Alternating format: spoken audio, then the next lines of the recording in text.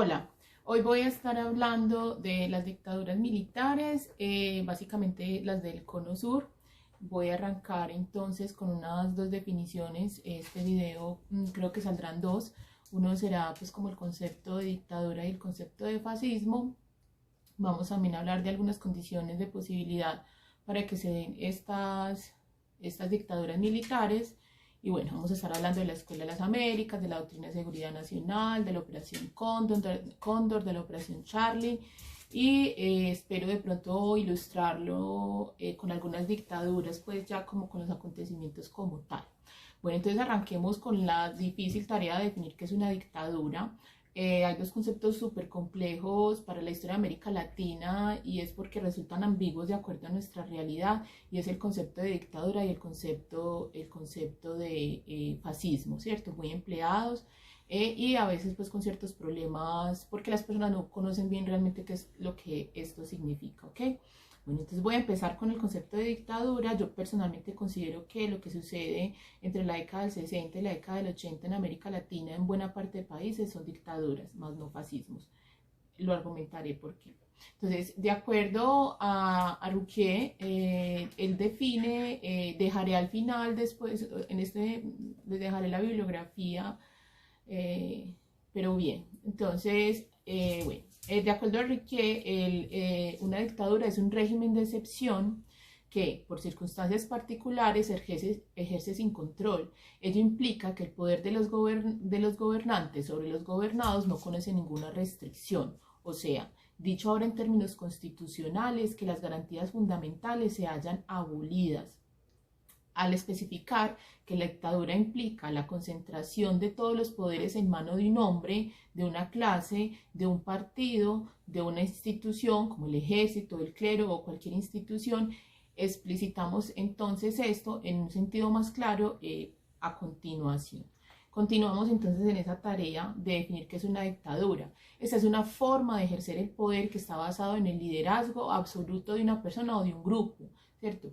De un grupo social, de un grupo político y pues de un grupo reducido, no es un grupo amplio. Es una forma opuesta a la democracia, siendo la base de esta la participación popular en la democracia y la división de los poderes.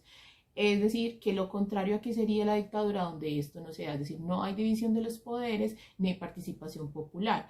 En una dictadura, cuando todo el poder está centrado en una persona que en ocasiones opta por delegar las decisiones en la gente que ese sujeto o ese grupo tiene mayor confianza. Durante una dictadura no existe oposición, esa es una también como de esas características, no hay oposición ni personal ni grupal, o sea, si hay un dictador no hay una oposición hacia él, y si es un grupo tampoco hay decir otro grupo que pueda ejercer, obviamente sí existe la oposición, sino que por medio de la censura, de las persecuciones, del asesinato, del encarcelamiento, se aniquila la oposición. Y la oposición es uno de los juegos democráticos, o sea, en la democracia tiene que existir la oposición o las oposiciones. Muchas veces entonces el dictador suele tener ciertas características carismáticas, duran mucho en el tiempo porque tienen ciertas también características, cierta carisma que le atrae a algunos grupos sociales y lo vuelven muy querido por parte del pueblo, que lo ve también como un salvador de la institucionalidad. Pero en caso de no ser así, todo dictador dispone del uso de la fuerza para poder mantenerse en el poder y hacer pues toda la coerción necesaria. Otra de las características que se usa en la dictadura es el uso de la propaganda, ¿cierto? La propaganda por medio pues, de los medios de comunicación, valga la redundancia, como el periódico, la televisión, la radio, pero también por medio de la escuela. Entonces tienden a crear una educación bastante adoctrinada, ¿cierto? Que cumple con las doctrinas del dictador, el grupo que está en el poder. La persecución y la tortura son otras de las características de estas dictaduras, de estos regímenes, ¿cierto? Entonces persiguen, asesinan, torturan, encarcelan durante tiempo, desaparecen y generan publicados, o sea, es una constante momento de terror porque están publicando constantemente listados de personas de las que sospechan y hacen un uso constante de la fuerza policial y militar para mantener como contrarrestados algunos disidentes o algunas ideas disidentes.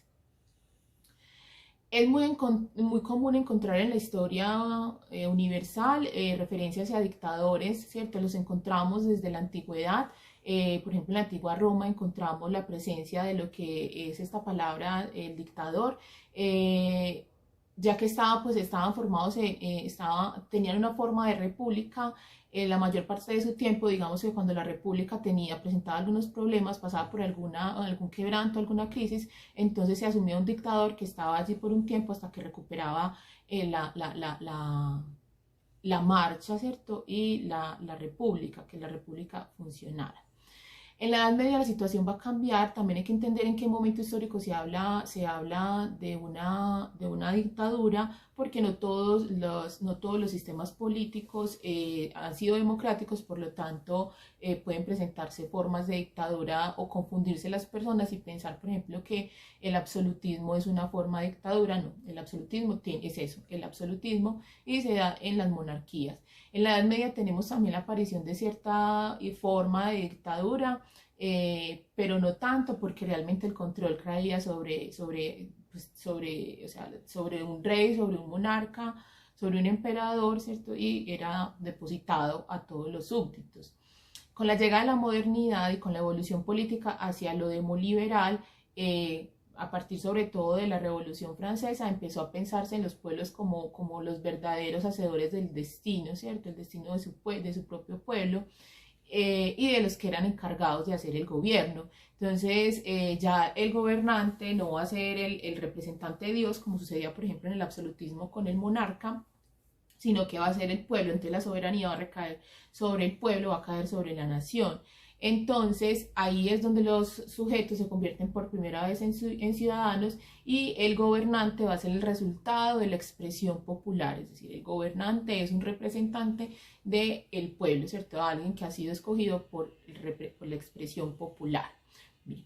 Tenemos otra forma que puede confundirse, y son, por ejemplo, los totalitarismos que suceden específicamente en el siglo XX, en la primera mitad del siglo XX en el mundo europeo. Es un tipo particular de dictadura en el cual todas las expresiones culturales, políticas y sociales se remiten a un líder carismático. Podemos pensar en este caso, entonces, por ejemplo, a Mussolini y a Hitler hacen parte de esto y representan inicialmente un partido cargado generalmente de fuertes ideas nacionalistas y un gran sesgo ideológico. Ahorita más adelante voy a profundizar un poco esto. Las experiencias dictatoriales entonces en América Latina en la segunda mitad del siglo XX tuvieron características muy distintas. Ahorita me detengo más ampliando esto. Fueron golpes, aquí estas dictaduras se instauran por golpes de Estado encabezadas por un ejército que derroca a regímenes democráticos, como el caso de Allende, para iniciar a lo que se va a denominar históricamente como los gobiernos de facto. Y estos gobiernos fueron una de las páginas más oscuras de la historia de América Latina, uno de los momentos más dolorosos de la historia de América Latina, teniendo en cuenta que hemos tenido momentos sumamente dolorosos, pero este definitivamente, y también por su cercanía, es uno de los que más debe doler y de los que aún estamos viendo consecuencias.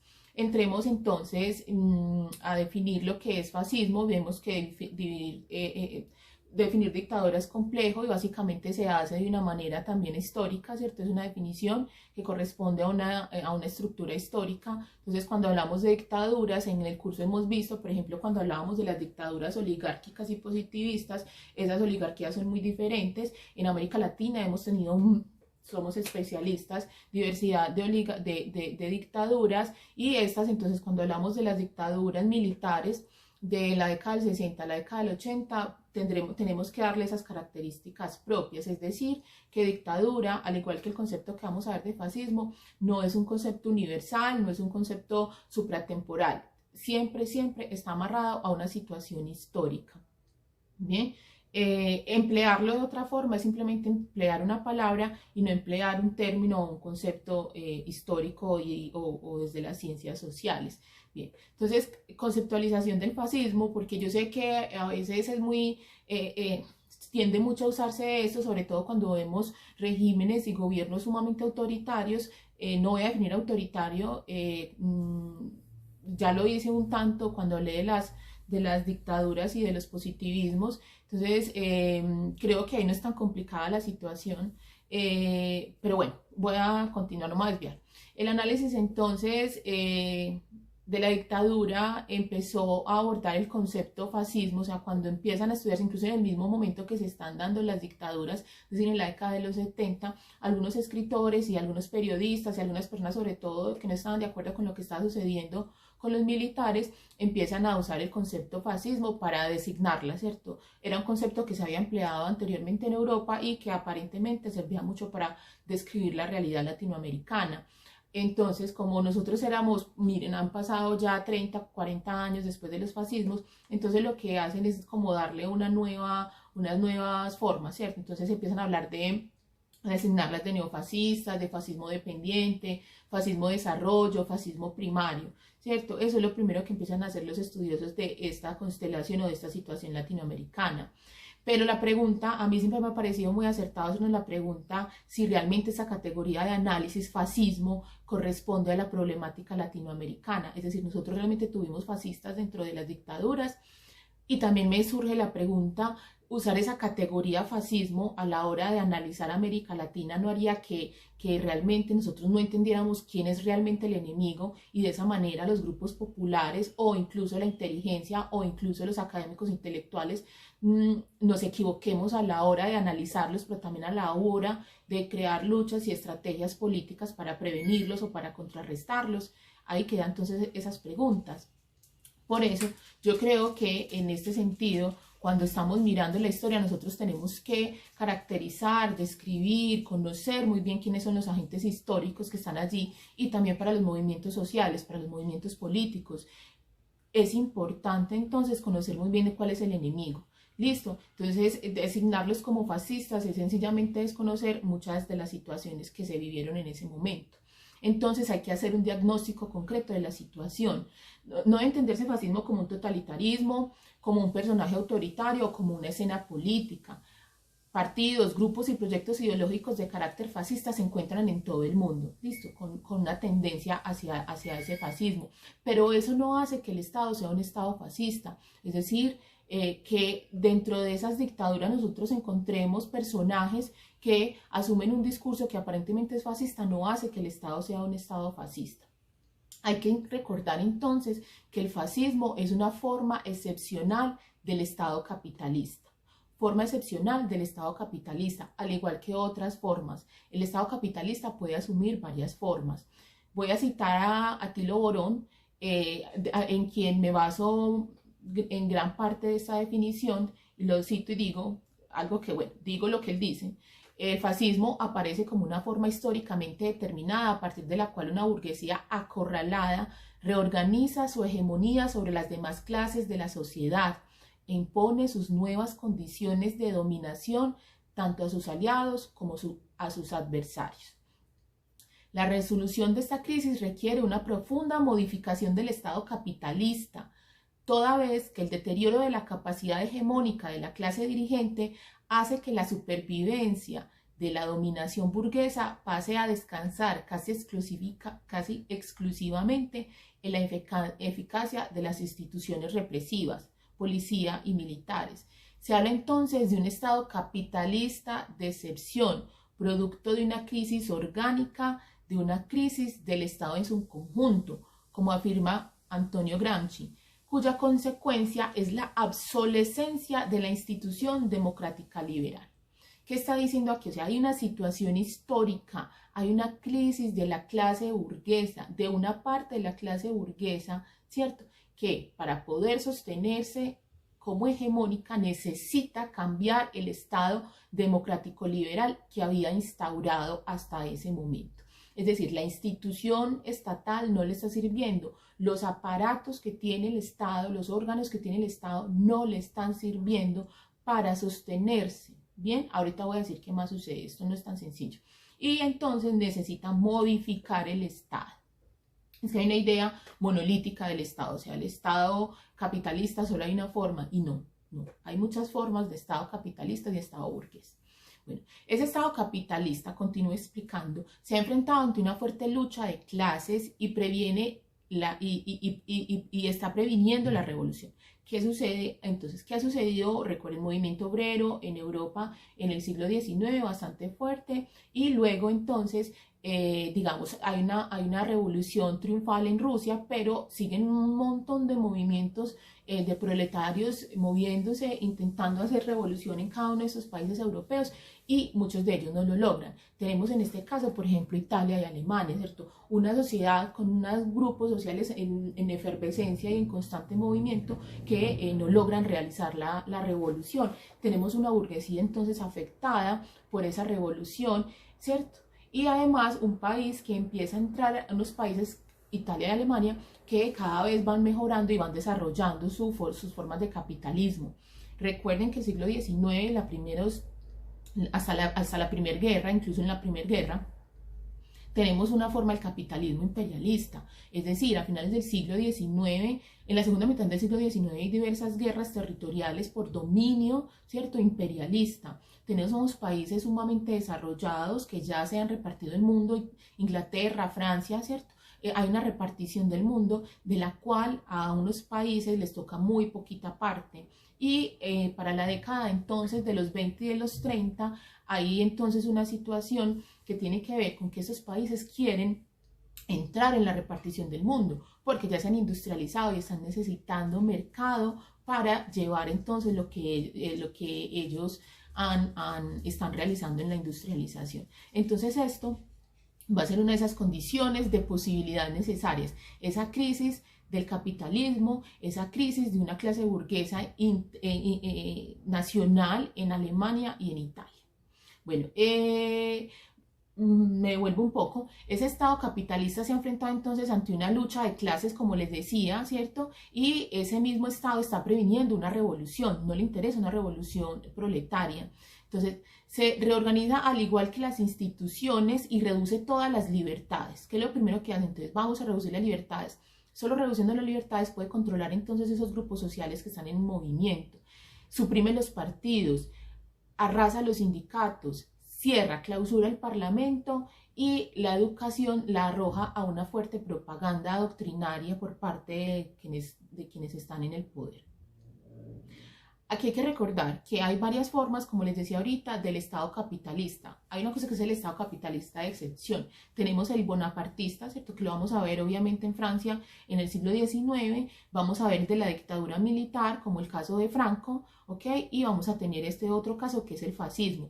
Es decir, históricamente hasta ahí se habían presentado tres formas del Estado excepcional, capitalista de excepción, perdón. Entonces era dictadura militar, bonapartismo y fascismo, y todas ellas corresponden a un momento histórico determinado y unas situaciones determinadas. Entonces, el fascismo es un concepto teórico fundamental dentro de la teoría política marxista. De allí proviene ese concepto, son los marxistas los que empiezan a hablar de fascismo. Y es una categoría histórica dentro de la cuña, cuando se acuña el concepto desde el marxismo fue acuñado como una categoría histórica y no como un concepto abstracto formal, es decir, con un concepto que se pueda llevar a cualquier realidad, no, es un concepto que responde a un momento histórico. O sea, el fascismo es un fenómeno histórico, no es un concepto supratemporal o universal, como les decía al principio. Es una forma específica de contrarrevolución burguesa, es una forma específica, es decir, hay otras. De acuerdo con Gramsci, cito, era un fenómeno novísimo en la política italiana, una forma distinta de reacción burguesa que había logrado apoyar su ofensiva antiproletaria en la movilización y la organización de la pequeña burguesía, la única clase territorialmente nacional de la formación social italiana. El fascismo concitó, el apoyo del conjunto de clases dominantes, mientras que su base social se reclutó de la pequeña burguesía urbana y en una nueva burguesía agraria surgida del desarrollo del capitalismo en el campo. Gramsci fue uno de los que estudió esto. Yo vivo citando a Gramsci, pero es que Gramsci fue un gran intelectual, un gran académico. Bueno, entonces la antinomia, existe como una antinomia que es lo fascista, la democracia y lo fascista, y entender esa idea de que hay una democracia o hay un fascismo, esa dicotomía realmente reduce y empobrece el análisis que se puede hacer sobre la multiplicidad de formas estatales que puede llegar a usar la burguesía, ¿cierto? que puede usar el capitalismo, que puede imponer. Entonces, primero hay que abrir la cabeza, no es necesariamente un burgués va a querer tener un Estado democrático, pilas, listo. Entonces hay que, cuando tenemos ya en cuenta eso, históricamente entonces conocemos tres esos estados de excepción. Bien, seguramente hay más. Entonces la invitación es a mirar cuál es esa forma de estado de excepción de la burguesía que se implanta en América Latina. Bien, en América Latina los estudiosos que empezaron entonces a hablar del fascismo empezaron a explicarlo de la siguiente manera. ¿Cómo se da entonces el fascismo en América Latina? Entonces tenemos un fascismo primario, que lo mencionaba al principio, que son para aquellos países que están en el camino, arrancando apenas, iniciando el camino en el capitalismo, y allí encontramos, por ejemplo, a Somoza en Nicaragua para 1928, a Trujillo en República Dominicana en 1929, a Stroessner en Paraguay en 1953, y que habla pues como de ese periodo de inicio de crisis de la dominación norteamericana en América Latina. Luego tenemos otra explicación, que es la del neofascismo, que es para aquellos países que han tenido un desarrollo capitalista un poco más avanzado, no con esto siendo potencias, sino digamos que van en vías del desarrollo. Tenemos como ejemplo entonces a Brasil en 1964, a Uruguay en 1972, a Bolivia en 1973 y también a Chile en el año 73. Bueno, esto entonces ha diluido el fascismo en una idea de que el fascismo es solo represión y terror, y el fascismo no es eso. O sea, hay una situación estructural más de fondo que me voy a atender más adelante en ella. Y se ha borrado entonces las determinaciones fundamentales que vienen de lo histórico estructural que ha tenido y del desarrollo que ha tenido el capitalismo en países de periferia como América Latina. O sea, hay que tener en cuenta que el fascismo, mire que ahorita les daba una descripción, una conceptualización de fascismo, pero nosotros tenemos que tener en cuenta que estamos hablando de unos países que son capitalistas, sí, pero que son capitalistas dependientes, que son capitalistas de la periferia, donde hay una cuestión sumamente importante. Hay una gran debilidad de la clase burguesa. Bien. En el caso de Alemania, en Italia, por ejemplo, el fascismo surge como descomposición del imperialismo clásico. En el periodo que va entre las dos guerras, entre la Gran Guerra y la Segunda Guerra Mundial, y la derrota del eje, surge esta situación, es decir, década del 20, década del 30. Y fue la respuesta de una burguesía que había sido postergada en la formación de una economía imperialista de alcance mundial. Es decir, tenemos Italia y Alemania que no las han dejado, como decía ahorita, participar en el reparto mundial, y ellas quieren. Entonces, una burguesía que está diciendo, hágame el favor y me deja participar. El fascismo es incomprensible sin la competencia imperialista. O sea, si usted va a hablar de fascismo, tiene que saber que previamente hay una competencia imperialista, y que esa competencia imperialista se dio fue antes de la Primera Guerra. ¿Ok? Una crisis de economías capitalistas desarrolladas que ya estaban en condiciones de disputar el reparto del mundo. Ya Italia y Alemania estaban en capacidad. Y llevaron a cabo fue llevada a cabo por una burguesía nacional. Burguesía nacional. Eso es muy importante. Que logró someter a otros grupos sociales.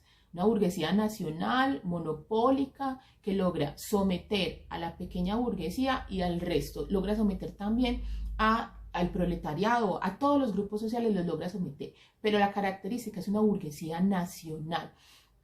Y somete, como les digo entonces, a otros grupos sociales. Eso lo crean ellos. Y lo que hacen entonces es someter. Inicialmente someten, hay muchas formas de someter, no todas se hacen por medio de la violencia, muchas también se hace por medio de la propaganda. Entonces empiezan a someter a los pequeños burgueses. Las pequeños burgueses son una masa muy grande en este momento histórico, ¿cierto? La pequeña burguesía ahora es muy pequeña, pero en este momento de imperialismo, de crecimiento para países como Italia y Alemania, puede significar sencillamente el hecho de que son más, o sea, son una masa. Entonces tenemos dos masas, una es la masa proletaria y otra es la masa pequeño burguesa. ¿Quiénes son los pequeños burgueses? Pues son las profesiones liberales, ¿cierto? Abogados, médicos, oficinistas, periodistas, bueno, médicos, o sea, digamos todos los de las profesiones liberales, ¿cierto? Que prestan sus servicios, también bancos, todo, o sea, no los dueños del banco, no, los que trabajan en los bancos. Todo eso es esa pequeña burguesía, es decir, personas que tienen un buen salario, pero viven de su salario, es decir, no tienen acumulación de capital, no manejan medios de producción, sencillamente pueden vivir dignamente, y son el intermedio entre el proletariado y la real clase burguesa. Bien, Los rasgos del fascismo, entonces, estoy hablando obviamente de Italia y de Alemania. Hay que tener en claro que el fascismo es una ideología bastante contradictoria, y lo es porque es o sea, una ideología se crea a partir de ideologías o de la mutación de una ideología, listo. En este caso entonces tenemos que el fascismo va a tomar de ideologías y va a crear una ideología propia que va a resultar ser como un sancocho trifásico, listo. Entonces muchas de esas ideologías pueden llegar a ser contradictorias, y así, o sea, también es una característica de ideologías que son sumamente contradictorias. Entonces, rasgos del fascismo. Hay una estadolatría, es decir, el Estado es una de las grandes constituciones de la historia de la humanidad. Es elitista, hay un fuerte racismo, y ahí se junta el elitismo y el racismo porque hay un fuerte resentimiento de la pequeña burguesía contra el capital medio, básicamente contra el capital empleado por los judíos, que históricamente habían sido, o sea, eso no es nada nuevo. El antijudaísmo pues viene desde la Edad Media. Entonces a ellos le van a echar gran culpa, pues entonces ahí también hay un fuerte racismo, hay un antiliberalismo, ¿cierto? De la concepción clásica del liberalismo, un fuerte nacionalismo y un discurso constante de unidad nacional. Esa es una característica también que nos va a diferenciar a nosotros de las dictaduras militares. Entonces un nacionalismo donde habla de soberanía, un nacionalismo que se defiende del otro, un nacionalismo, sí, soberano, ¿cierto? Donde mi nación es soberana realmente y no permito la injerencia del otro, y mi nación es una berraquera, entonces yo la voy a llevar, y tiene, o sea, tiene todo el derecho de hacer parte de la repartición del mundo porque nosotros somos una gran nación, una gran cultura, una gran civilización. También va a usar el militarismo, en las dictaduras se va a usar el militarismo, y eso va a permitir entonces también que esté como esa confusión con el fascismo en América Latina. Es un oscurantismo, ¿cierto? Se va a negar muchas situaciones que históricamente se habían dado, ¿cierto? De alguna forma hay un retroceso, sobre todo hay un gran antiintelectualismo, un miedo a los intelectuales, por las críticas que estos puedan representar, además porque un intelectual es un ser libre pensante, y en este momento no se necesita mucho que usted piense tan libremente. Hay un corporativismo, es un Estado corporativista, un Estado que trabaja en forma corporativa, en unión y comunidad, no un Estado individualista. Una doctrina de la armonía de las clases, es una doctrina, eso no quiere decir que haya realmente una armonía. O sea, la armonía obligada, ¿cierto? Entonces es o usted entra en armonía o suerte, ¿bien? Hay un fuerte anticlericalismo.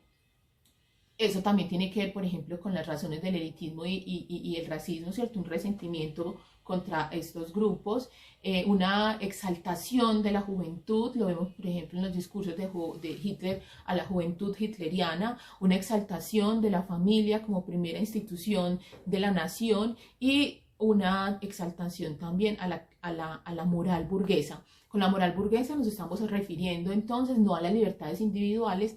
Es que la burguesía es una cuestión muy amplia y el liberalismo tiene muchas expresiones. Entonces, con esa moral burguesa estamos hablando del trabajo, el trabajo constante para enriquecer la nación. Ahora, características del fascismo como categoría histórica. Entonces, primero, se sitúa, ya lo repito y lo repito porque creo que es necesario, se sitúa en un periodo de maduración y crisis de la fase clásica del imperialismo. Segundo, en Italia y Alemania se había producido ya un notable desarrollo del capitalismo, del cual la burguesía monopólica nacional se convirtió en la clase dominante. Tercero, el modelo de acumulación capitalista requería de un mercado exterior. Cuarto, surge la crisis posterior a la Primera Guerra y de la frustrada revolución proletaria y sobre la movilización de la pequeña burguesía. Quinto, la ideología fascista sustituyó la vieja ideología liberal. Sexto, reestructuró el aparato estatal. Esa es una característica importantísima del fascismo. El fascismo reestructura el aparato estatal y las relaciones de clase. La relación que tiene el proletario con el pequeño burgués con el burgués, ¿cierto? Transforma todas esas relaciones y convierte el Estado en un Estado corporativo y totalitario. Ahora en América Latina. Listo, entonces tenemos, el capitalismo se reforma y con eso reforma el Estado. Listo. El Estado se viene reformando. El Estado moderno son los Estados modernos. Hay muchas formaciones del Estado. Listo. Ahora, entonces en América Latina estamos diciendo que las condiciones de posibilidad previa no nos dan para decir que somos fascistas. Bien, pero entonces, ¿cómo se organizó el capitalismo de dominación en América Latina en la década del 60 y el 70? Esa sería una pregunta. Entonces, en los 60 el capitalismo se derrumba. Pues no es porque se arruine y se aniquile y desaparezca, sino que hay una forma del capitalismo que empieza, digamos, a mutar, la mejor palabra, empieza a mutar, pero no es el capitalismo de América Latina, es el capitalismo mundial, empieza a mutar, ¿cierto? Y esto más o menos sucede para la década de los 60. Entonces, esa modalidad específica, una modalidad específica del capitalismo es a través de la que, por ejemplo, se da la acumulación capitalista, es la que empieza a cambiar. Listo. ¿Cómo es esta situación? Entonces tenemos que la acumulación se daba en América Latina, la acumulación se daba por transnacionales que empezaron a cambiar la forma de la economía tradicional latinoamericana, crean nuevos grupos sociales, de eso hablan movimientos sociales, ¿cierto? Entonces se crean nuevos, aparece por ejemplo el proletariado, aparece la pequeña burguesía, aparece la burguesía, o sea, nosotros en la primera mitad del siglo XX en América Latina nos vemos arrojados al capitalismo y eso va a traer entonces unos nuevos grupos sociales, va a traer nuevas formas de vida, va a traer un aumento de productos, es decir, cosas que antes no consumíamos las vamos a empezar a consumir, obviamente pues aquí está todo lo que tiene que ver con el mercadeo y eso va a generar también una gran desigualdad económica porque muchos de estos obreros no van a ganar suficiente, bueno, entonces y va a haber una pequeña burguesía que se va a tener la posibilidad de un distanciamiento entonces entre ese proletariado, esos grupos subalternos con una pequeña burguesía, la burguesía entonces la pequeña burguesía va a estar ahí consumiendo cosas y mostrando cosas que entonces el proletariado también va a empezar a desear, una cantidad de movimientos, bueno, una inestabilidad social, política y económica bastante amplia. Bien, entonces se requiere calmar todos estos movimientos sociales, se requiere calmar todas estas masas que están moviéndose constantemente, para que el país se vuelva más atractivo para las multinacionales. A ver, aquí cito un video anterior, el de los populismos, recuerden. Entonces tenemos un estado oligárquico a finales del siglo XIX, principios del XX, que digamos entra en crisis, entra en crisis. Luego lo van a asumir otro grupo social que van a ser los populistas. Los populistas son clases medias, es decir, es pequeña burguesía, ¿cierto? Una pequeña burguesía, una clase media emergente que se alía con grupos subalternos como el proletariado, movimientos sociales, pero lo que hace es que al aliarse con ellos los somete y los tranquiliza. Entonces, durante el gobierno de ellos, digamos que en los populistas son anticomunistas y antimarxistas, vuelvo y lo reitero, pero no los aniquilan, no los desaparecen, sino que los cooptan, se los toman y los calman y les dicen, yo le voy a dar cositas, pero no me haga huelgas, deje de trabajar. Y entonces los populistas o durante esos gobiernos de la década del 30, o sea, mientras están en Europa en fascismos, nosotros aquí estamos en gobiernos populistas, ¿cierto? Que lo que están haciendo es crear un desarrollo nacional, una industria nacional, y son estados protectores. Véase entonces referencia ese video. Listo. Pero ese estado, ahorita lo voy a mostrar en el otro video, entra en una crisis económica.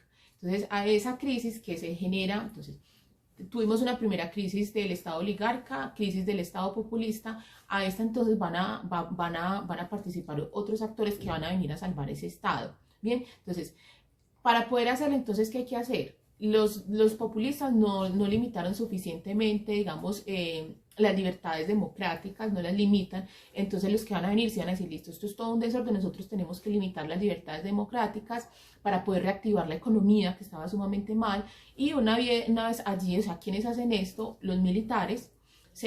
Cuando los militares ya organicen todo, ¿cierto? Lo que van a hacer entonces es entregarle estos gobiernos ya restaurados, estos estados ya restaurados a los grupos dominantes que volverían a restablecer la democracia en América Latina. Esa era la idea. Ahora, entonces, así llega, entonces ahí esa es la crisis, ¿cierto? Esa es la crisis que tiene el Estado capitalista latinoamericano. Como ven, es sumamente diferente. Aquí no hay ningún país desarrollado que esté pidiendo reparto, que diga, no, venga, dame un pedacito de África. No, no hay condiciones, no somos. Es decir, previamente a la década del 60, no hay la condición más importante y es una lucha imperialista, no la hay, pero va a suceder otra situación. Entonces, diferencias entre el fascismo y las dictaduras latinoamericanas. Primero, y este punto es sumamente importante y determinante, el fascismo y las dictaduras se encuentran en una fase distinta del desarrollo capitalista, evidentemente. Los cambios acaecidos en Europa y Estados Unidos, su movilización a la periferia, afectan a América Latina. Entonces, cuando allá se da el fascismo y empiezan en la siguiente repartición del mundo, a nosotros nos afecta realmente lo que tiene que ver con Estados Unidos, en esa repartición del mundo. Entonces, después de esos estados fascistas, ¿cierto? Lo que es cada vez más claro es que el imperialismo necesita dividirse en mercados. Nosotros vamos a hacer la consecuencia de algunos fascismos, ¿listo? Entonces nosotros vamos a hacer esa consecuencia. Ellos, esas políticas, bueno, sabemos que el eje pierde, que Italia y Alemania pierden, ¿ok? Pero eso no quiere decir que esa necesidad capitalista de llevar, ¿cierto? De ampliar los mercados, no sé, a nosotros nos sucede con Estados Unidos, ¿bien? Y eso nos va a afectar. Y esa expansión de ellos, de los imperialistas, es lo que va a generar las dictaduras en nosotros. Lo de allá es lo que genera la condición de posibilidad de las dictaduras, son las relaciones imperialistas del mundo europeo, del mundo desarrollado, porque ahí está Estados Unidos.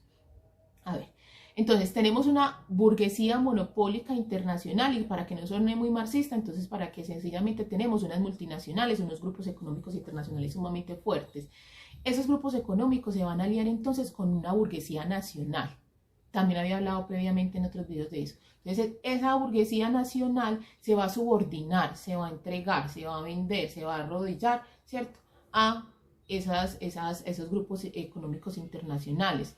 Estos dejaron sus proyectos nacionales, esa burguesía nacional abandona el proyecto de industrializarse, de hacer una industria nacional y sencillamente le gana, el poder económico extranjero le gana, tiene más peso, tienen más plata, o sea, tienen todo, o sea, es una superestructura, le ganan. Entonces estos señores, digamos que se venden, se regalan y son dominados por esas grandes potencias. Le entregan entonces el peso, o sea, se entregaron ante ese peso económico, financiero, técnico y político de los gigantes de la economía. Estos grupos hegemónicos se alían con grupos no hegemónicos. Entonces esto viene aquí para abajo. Creo que ya lo había dicho en otro momento. Entonces está el gran grupo económico, ¿cierto?, que domina al grupo económico nacional. Esos grupos hegemónicos nacionales entonces van a buscar alianzas en otras clases porque no se pueden sostener solos. Entonces ahí es donde hacen una fuerte alianza con los militares y con la tecnocracia. Y se convierten entonces en la clase reinante que va a representar los intereses de los monopolios internacionales, ¿cierto?, en estos países dominados. Entonces, no hay un dominio político, sino un complejo sistema de alianzas, ¿bien? Y entonces nosotros no tenemos ese agente necesario o ese protagonista necesario de la historia de un fascismo, sino que nosotros tenemos es el que realmente hace el capitalismo viene de afuera. La diferencia está entonces en el grupo social en Alemania, o sea, una de las diferencias es el grupo social que hace el fascismo en Alemania es interno, es una burguesía nacional, hegemónica además, que se quería expandir y controlar. Una clase hegemónica monopolista e imperialista que se apoyaba en un gran aparato militar. En América Latina ese grupo social no existe, no tenemos una burguesía nacional monopólica así súper fuerte, no. Y esa internacionalización de los mercados internos y la presencia del capital monopólico en nuestros países periféricos soluciona el problema de la realización del capital en una forma distinta como lo hace Italia y Alemania. La conquista entonces se da por no se da por vía militar como se hacía en el antiguo coloniaje, sino que se da de una nueva forma. Se le va a llamar neocolonial o se le va a llamar imperialista. Y esa conquista se da por los conductos económicos y financieros, relaciones económicas y financieras. Obviamente en algún momento van a haber militares y lo vamos a ver en estas dictaduras, pero no es la misma forma de dominio militar que va a existir durante el periodo colonial, por ejemplo, con España. Por ello, entonces, la burguesía monopólica internacional recurre a formas dictatoriales, pero nuevas, no a las dictaduras caudillistas que teníamos antes, ¿cierto?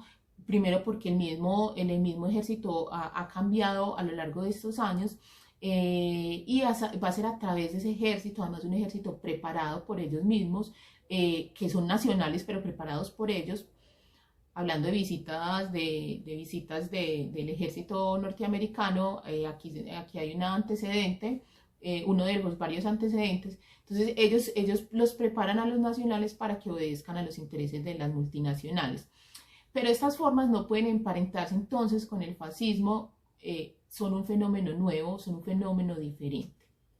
Segundo, el bloque dominante en las formaciones sociales de la periferia ha sufrido mutaciones significativas. Esta reorganización se dio cuando entraron en crisis instituciones liberales burguesas en el periodo populista, pero también por la fuerza externa generando por las potencias. Tercera diferencia, de una base de masa que sirva al apoyo de los regímenes. Entonces tenemos que en el caso italiano y alemán, la clase media, o bueno, la pequeña burguesía, es la que apoya entonces todo eso que está haciendo la hegemónica, la burguesía hegemónica. En el caso de América Latina esto no existe, entonces no hay una clase social, un grupo, una masa que apoye a las dictaduras, no. Tienen miedo, tienen temor, algunos grupos algunos de las pequeñas burguesías sí se adaptan a las dictaduras, pero no necesariamente, o sea, digamos que la mayor parte, o sea, casi todos por represión del Estado.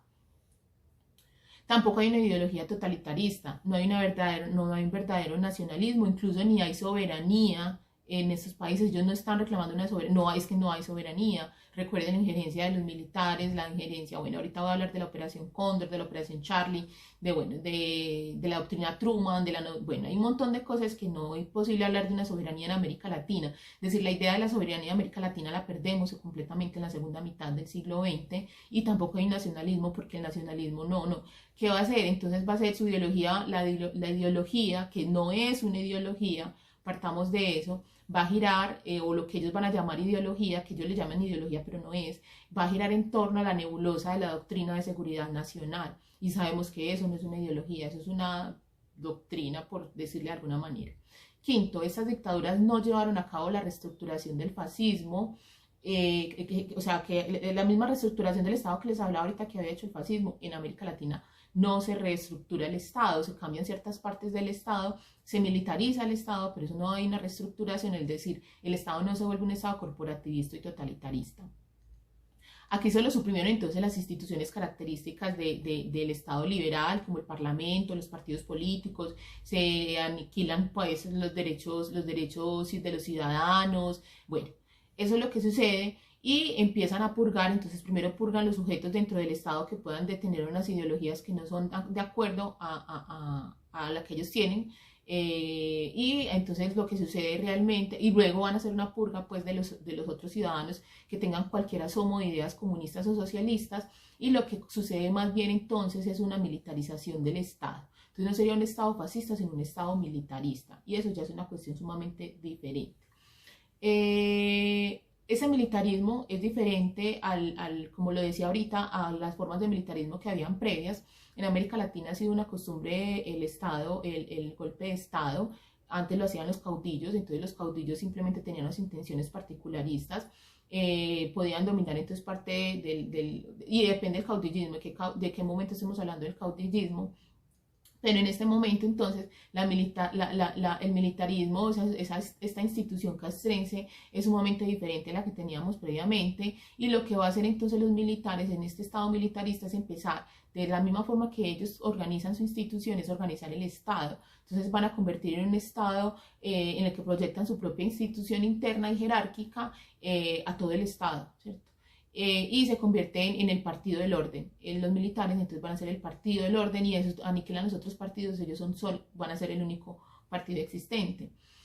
Bueno, los militares entonces son los encargados por la burguesía internacional, eso hay que dejarlo, o sea, no de la burguesía nacional, por la burguesía internacional en alianza con la burguesía nacional, para que empiecen entonces a organizar, a controlar la situación del país, con el fin entonces de mejorar la economía nacional, con el fin de conservar el orden. ¿Listo? Entonces los militares tampoco son el cerebro de esto, ellos son los que lo ejecutan. Recuerde que ahorita hablaba que la burguesía internacional se alía con la burguesía nacional, y esa burguesía nacional entonces va a necesitar quien trabaje para ellos. Entonces no son los burgueses nacionales los que están en el poder, sino que son los militares, ¿cierto?, que están defendiendo los intereses de las burguesías.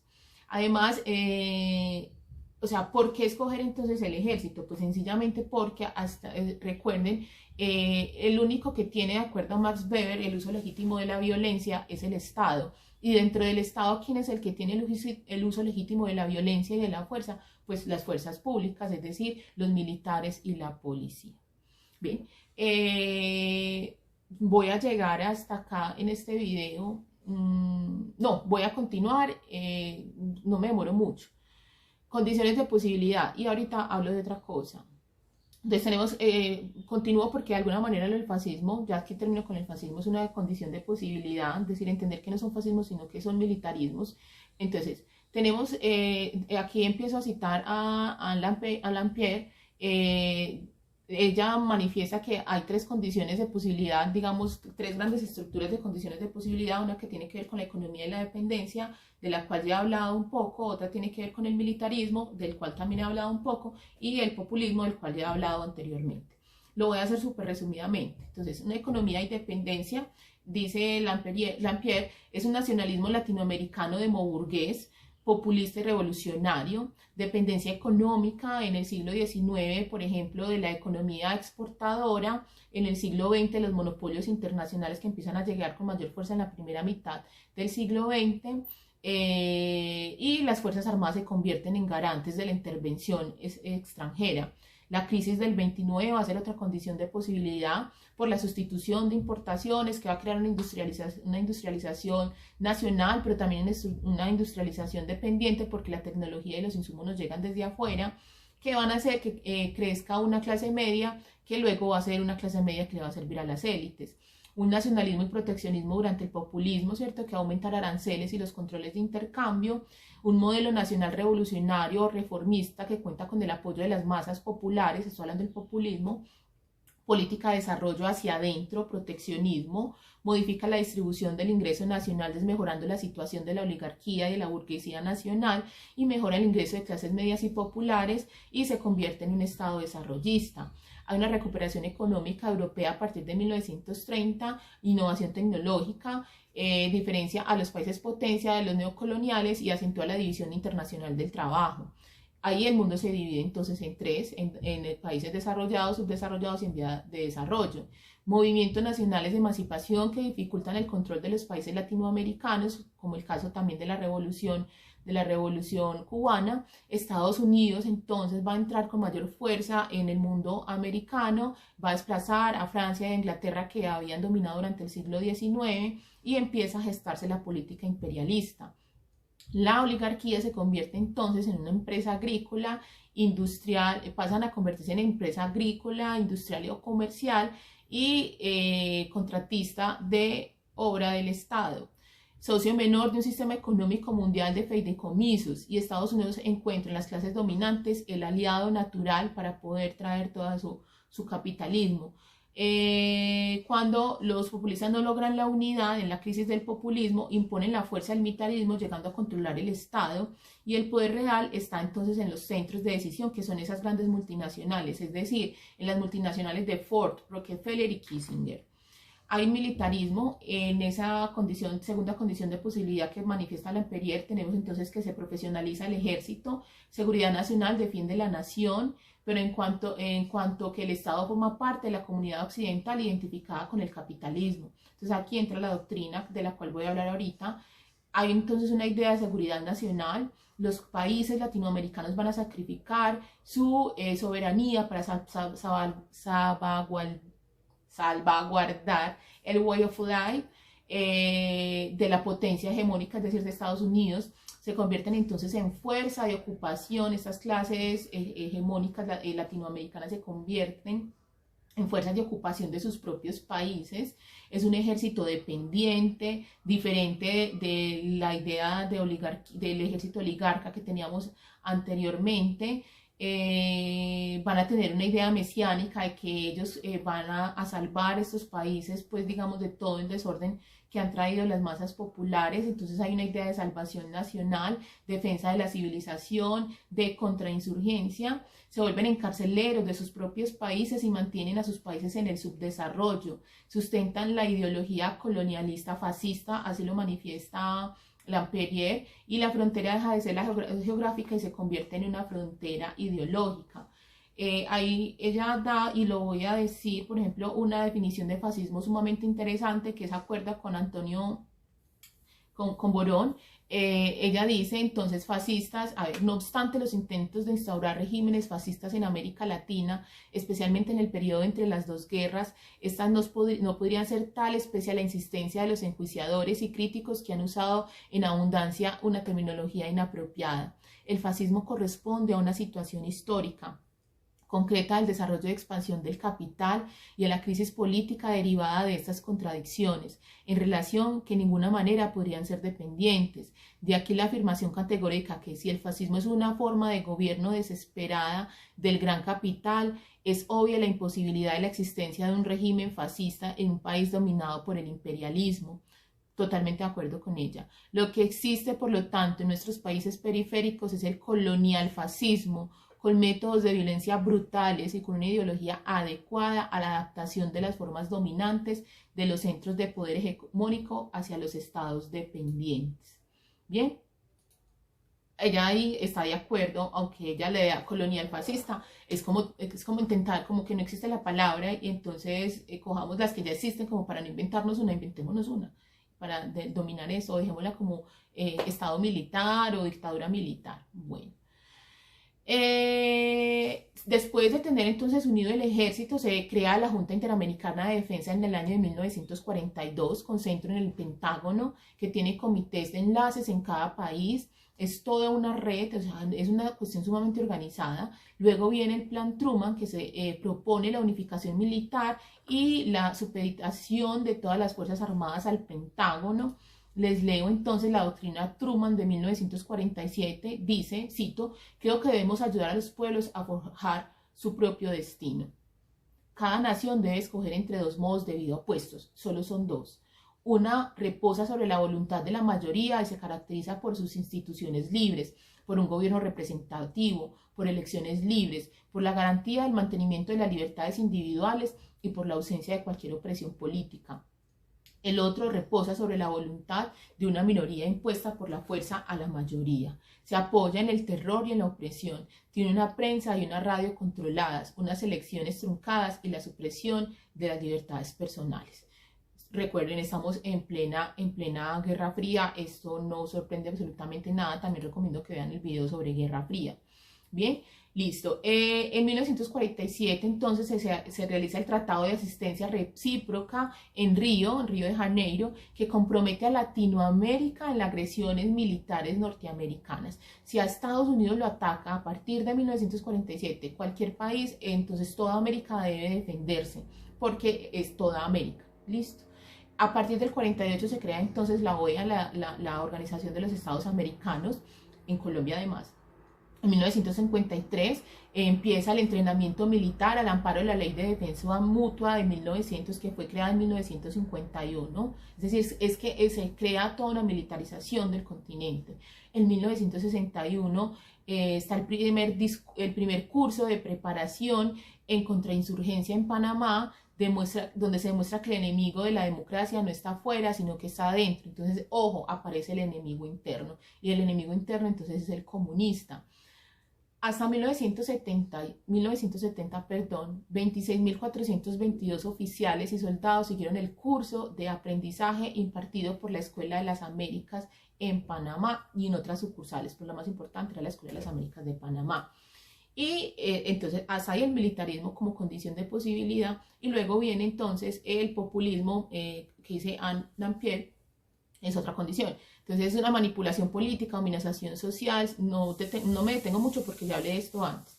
Simbiosis política, forma de expresión de las masas populares insatisfechas. Una clase media liberal urbana, una corriente ideológica progresista, un ejército que es su legitimador. Muchos de los populistas también fueron militares. Pero es otro militarismo. Periodos del populismo. Entonces esto sí es importante.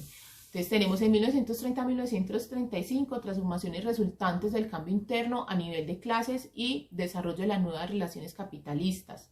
De 1935 a 1945 aproximadamente tenemos el montaje de la infraestructura nacional bajo la dirección del Estado. A partir de 1945 tenemos entonces la derrota del nacionalismo revolucionario y el control de la economía por las multinacionales. Y aquí hablo algo que no he hablado previamente y que lo había anunciado en una clase anterior del populismo, que son las fases del populismo, de la economía populista o los ciclos del populismo. Primero voy a decir previamente a eso, hay unas fases de la economía latinoamericana. La primera fase es el inicio del crecimiento basado en exportación e importación entre 1880 y 1900. Fase 2, expansión del crecimiento basado en la exportación e importación, que es de 1900 a 1930. Fase 3, industrialización en lugar de importación, de 1930 a la década de 1960. Fase 4, estancamiento del crecimiento basado en la sustitución de importaciones. Eso va entonces a partir de la década de 60 hasta el 80. Y fase 5, crisis, deuda y democracia, década del 80 a 1990. Los ciclos del populismo, que es lo que lleva a la crisis a estos estados populistas para que luego lleguen los dictadores. Primero, hay una reactivación de la producción. Estos populistas aumentan salarios, congelan precios y tasas de cambio. Listo, luego viene un segundo momento, es un aumento de los precios de los bienes controlados. Empresa hace una devaluación monetaria y un aumento de aranceles. Tercer momento, escasez de bienes. Se acelera la inflación, hay fuga de capitales, desmonetarización, déficit de presupuesto del Estado y devaluación de la moneda nacional. Cuarto, última fase o último ciclo, derrumbe del gobierno populista, empieza un nuevo siglo y una reforma económica. Ahí es entonces cuando van a empezar las dictaduras latinoamericanas.